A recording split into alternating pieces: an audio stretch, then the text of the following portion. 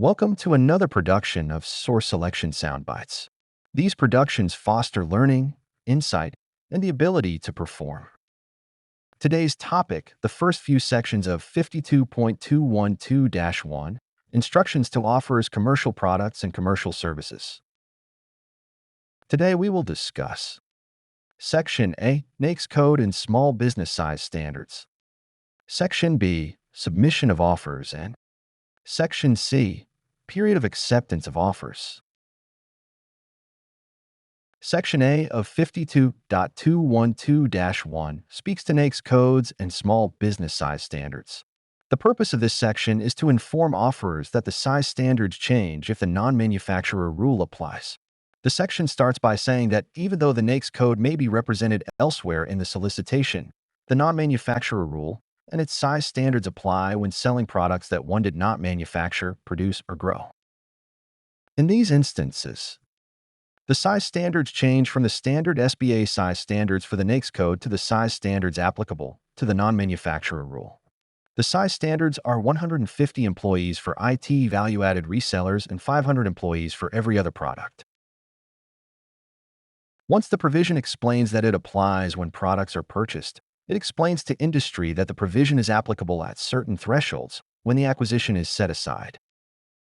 If it's a non-socioeconomic set-aside, then the threshold for the application of the provision is the simplified acquisition threshold.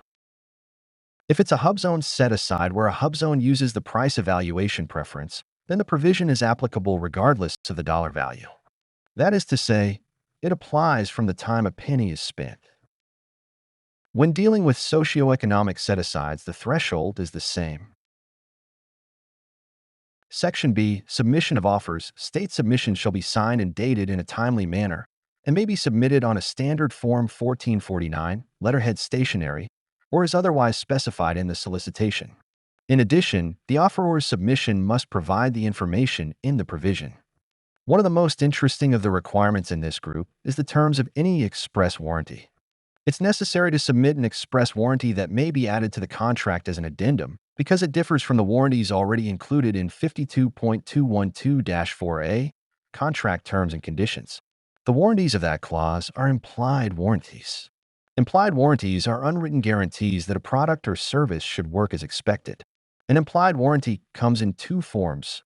1. Implied warranties of merchantability, and 2. The implied warranty of fitness for a particular purpose. FAR 12.404 explains implied and express warranties.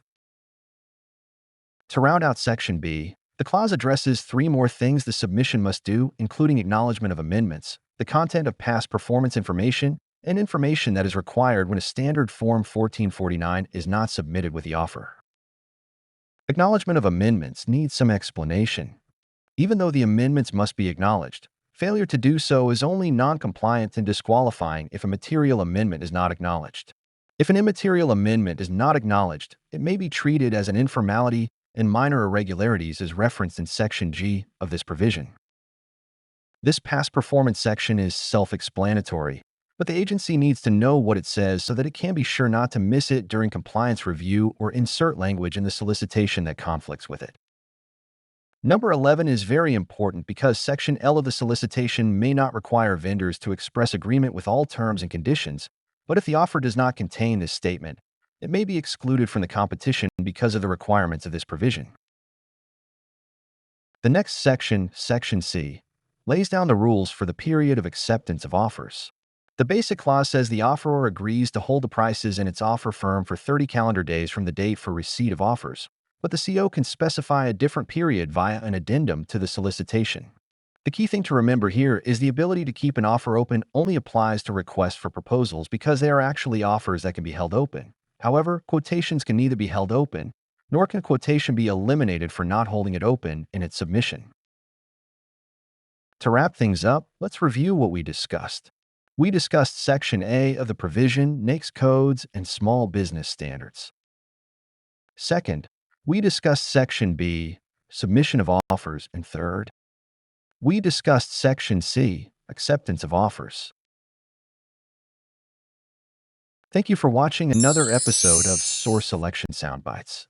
For additional information, check out some of the other videos in this series, other productivity partners materials, or our source selection answer app that is available on the Google Play Store and Apple Store. In any event, thanks for watching, and see you next time.